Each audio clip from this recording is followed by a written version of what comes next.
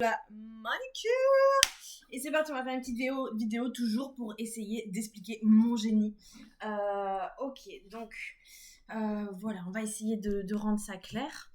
En gros, j'ai toujours été mouvement intuitif dinguerie. Mouvement intuitif dinguerie pour moi. Je comprenais pas pourquoi. Après, je suis en mode, c'est le fait de lâcher prise, c'est le fait de bouger, c'est le fait aussi que ça soit en osmose avec la musique, ce qui me faisait réellement triper, ce qui me permettait d'avoir des pensées vraiment plus imaginatives et qui s'expandaient beaucoup plus rapidement. Enfin voilà, un trip, tu vois, mais un trip sans drogue, quoi. Mais je sentais que ça m'amenait toujours je sais pas, un amour de moi, à cette osmose, cette symbiose, à, tu vois, l'énergie qui circule et même au niveau du mindset, ça allait toujours vers le positif, tu vois. Ou alors je relâchais les tensions, j'allais pleurer et tout ça, mais je me sentais mieux. C'est toujours la régulation du système nerveux.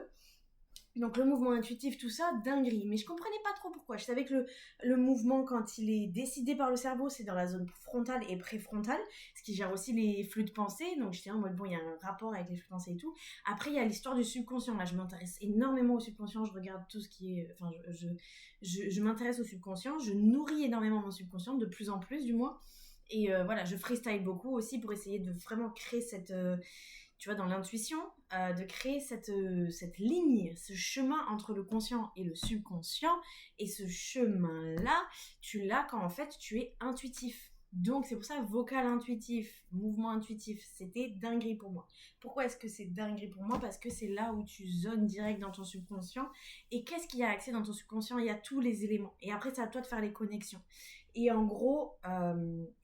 voilà, comme vous savez, je le dis toujours, vraiment, le mental n'est pas notre identité, genre vraiment notre cerveau est juste là pour nous guider, il est là pour nous accompagner, pour nous faire évoluer, mais on n'a absolument pas à faire confiance à notre cerveau. Ça fait très longtemps que j'ai arrêté de faire confiance à mon cerveau, je remets tout en doute et je garde ce doute relativement constant. Pourquoi? Parce que pour moi, ça fait preuve d'intelligence que je vais toujours remettre en doute ce que je vais penser, parce que ça peut être dû à mes émotions, à mes propres expériences, à ma propre intuition, mais ça peut être dû aussi à mon ego beaucoup. Donc voilà, je remets toujours en question. Quand tu remets toujours en question, qu'est-ce qui se passe? Ben, t'as le flux des possibles qui est là aussi. Dans le sens où, du coup, si t'es pas sûr qu'au final, la science, elle dit, ouais, cette couleur, c'est vert, ben, si t'es pas sûr, ben, tu changes. Et voilà, et si t'as vu rouge, c'est ok. Enfin bref, j'en sais rien, mais je dis de la merde. Mais tout ça pour dire que voilà, on arrête de croire qu'on connaît la vérité ultime. Et qu'est-ce que ça nous laisse place? Ça nous laisse place à beaucoup plus de croyances possibles. Et du coup, des trips beaucoup plus constants, des trips qui peuvent vraiment aller plus en plus loin. Et c'est là où on joue avec nos croyances. Alors à chaque fois que je parle de ce topic avec les gens, on me dit c'est dangereux, Wendy, de laisser les gens croire ce qu'ils veulent. Mais en fait, je crois qu'en la pratique de yoga et méditation, il y a vraiment un fond de vouloir bien faire, de vouloir évoluer pour soi, de comprendre que tout vient de toi. Et voilà, pour moi, il y a des croyances qui s'installent après dans ton évolution qui permettent le bon cheminement de ces croyances-là. Et surtout, je trouve que ce qui est super bien dans mon topic, c'est qu'en fait, on n'est pas en train de mettre ses croyances en mode ça c'est mes croyances et c'est la vérité, tu vois. Et tous les gens dans le bien-être qui le font, bah, ça me dérange un peu. Parce qu'en fait, on nommait un peu la vérité à ces gens-là qui est chacun a ses propres croyances et à partir du moment où tu développes les tiennes, tu pourras beaucoup plus y croire et plus tu y crois, plus ça vient de toi, plus... En fait, même par exemple, imaginons que tu crois absolument que tes ancêtres t'ont donné le fait de pouvoir bien cuisiner. Mais c'est peut-être toi qui as eu genre juste une connexion dans ton cerveau qui t'a parlé en mode oh mes ancêtres je sais qu'ils cuisinaient ça et tout ça et le fait que tu cuisines bien. Et si t'as envie de rallier les deux, tu vois, de faire cette croyance parce que ça t'apporte une force beaucoup plus stable pour continuer dans ton cheminement, ben c'est nickel en fait. Et ça peut être tout et n'importe quoi et ça peut être tout ce qui te touche en fait. Donc vraiment si tu crois que vraiment Harry Potter, t'as une connexion spéciale avec Harry Potter, je sais pas, ça te parle de ouf, tu penses que dans une autre vie t'aurais pu être Harry Potter et tout, bah vas-y en fait, si vraiment ça te fait ton ciment pour aller vers le chemin qui te rend heureux, let's go mec, y a pas de souci. Moi si t'as une baguette dans les mains, tu vois. J'ai trouvé ça sexuel après, je sais pas pourquoi, mais bref, je me calme. Mais tout ça pour dire que il faut arrêter de croire qu'il y a une vérité à dégoter. Il n'y a pas de vérité. Genre, on est là, des humains, c'est le cercle, toujours la même chose. Les hormones, tout ça, on ne contrôle pas nos pensées. Suivant ce qui nous entoure, ce qui nous influence, dont on n'a même pas conscience, ça va varier.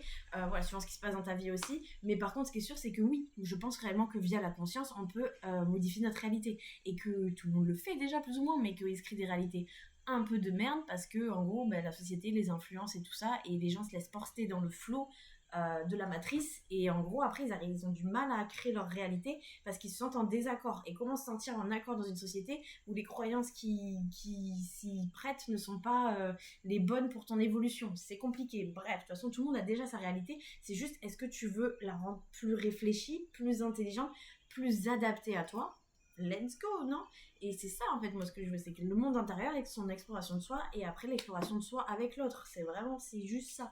Mais bref, je me calme. Tout ce que je veux dire, c'est que le mouvement intuitif, les gars, je peux pas vous dire mieux. Le mouvement intuitif, voilà, c'est vraiment, c'est faire preuve d'intelligence du corps. Et en fait, je pense vraiment que le corps a une réponse. Le corps, c'est le seul et unique cadeau que nous a donné la vie.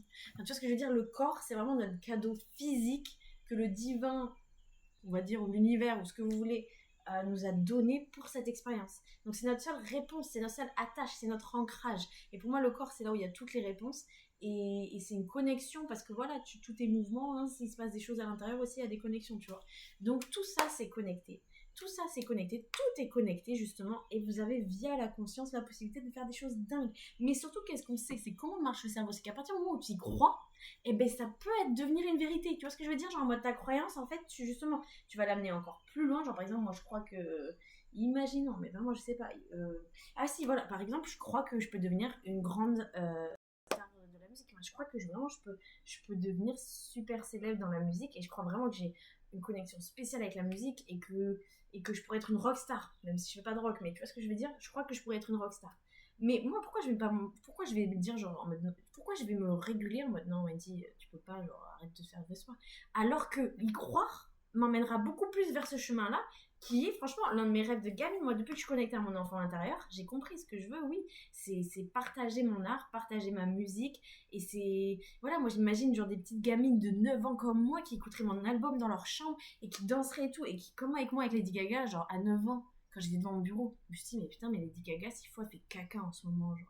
J'étais là en mode, putain, mais Lady Gaga fait caca aussi, elle est comme nous et tout. Bam, là j'ai la compréhension de quoi? C'est que en fait, à partir du moment où t'as une conscience et un corps, t'as toutes les chances sur Terre, genre tu peux faire ce que tu veux, genre où sont les limites à part dans notre brain? Tu vois ce que je veux dire? Et bref, moi je suis en mode, voilà, je veux niquer des mères dans ma vie, je veux niquer des mères, je veux changer le game, je veux changer la société, je veux changer le monde. Oui, je pète des câbles, mais en fait, ça m'excite trop le cerveau. Genre, je suis en mode, ouais, genre, je sais que ça, c'est ça, tu vois. Genre, faut y croire. T'y crois, et let's go, en fait. Qu'est-ce que t'es prête à faire? Qu'est-ce que tu vas pouvoir faire? Tout ça, plus que tu y as cru, tu vois. Bref, donc les croyances, voilà. Moi, les croyances, c'est, waouh, les croyances, ça me. Yes, tu vois. Et comment est-ce que j'arrive à développer vraiment des croyances qui me parlent, qui me créent ma propre vérité? C'est via, franchement, les gars, le vocal intuitif, le mouvement intuitif, le yoga, la méditation. Voilà, c'est tout. Il n'y a pas de... Après, et voilà, et non, mais autre chose, du coup, parce que l'intuition, tu peux la travailler dans plein d'autres choses différentes. Et l'intuition, tu peux la travailler aussi parce qu'en gros, moi, je parle du flow. Et le flow, c'est quoi? C'est quand vraiment tu es en accord avec toi-même, tu te ressens, tu vois, tu ressens ton corps, tu ressens que tu es bien. Donc, il y a quand même une satisfaction de l'ego qui est là. Franchement, je suis désolée, mais il faut une satisfaction de l'ego. Il n'y a pas de... pour se sentir bien, pour vibrer et tout ça, il faut une satisfaction de l'ego. Voilà, moi, je nie pas l'ego. Genre, il est là, c'est... Enfin, bref, on en parlera dans une autre vidéo. Mais ce que je veux dire, c'est que le flow, en fait, bon, voilà, pour moi, c'est ça. Pour moi, le mouvement intuitif, le vocal intuitif, le yoga, la méditation, pourquoi c'est dingue? Parce que c'est accessible à tout le monde, et que c'est gratuit et que tu peux le faire à tout moment. Tu n'as besoin d'aucun matériel. Donc pour moi, c'est du génie, c'est genre la richesse de l'évolution, la richesse de ton développement gratuitement, tu vois. Donc pour moi, c'est dinguerie. Après, il y a des gens, ils ont le flow différemment. Enfin, par exemple, il y a des gens, ils ont le flow quand ils cuisinent. Ça les fait méditer et tout ça, parce que justement, il faut arrêter aussi de croire que la méditation, c'est s'asseoir et respirer. C'est pas que ça. Du moins, c'est plus que ça, parce que dans l'analyse de pensée, tu peux faire ça pendant que tu peins, tu peux faire ça pendant que tu fais ton art. Et en fait, c'est ça aussi on a trop mis la méditation en mode, voilà, t'es dans un ashram, t'es là, tu fais la méditation, tu fais le long, tu penses qu'à ta respiration. Certes, franchement, ça aide. Genre, moi, j'avoue, j'ai du mal à ma concentration. Mais juste, j'ai développé ma concentration dans d'autres choses. La musique, j'ai commencé à me concentrer uniquement sur la musique, et c'est comme une forme de méditation où tu te concentres uniquement sur la respiration. Et pour certains, ça sera se concentrer uniquement sur leur tableau, et pour certains, ça sera se concentrer uniquement sur regarder les oiseaux, ou regarder la mer. Mais il y a plein de formes de méditation. La méditation est tout le temps accessible à partir du moment où vous êtes prêt à analyser vos pensées et être sur un focus de ce qui se passe à l'intérieur, et être à l'écoute du corps, enfin bref.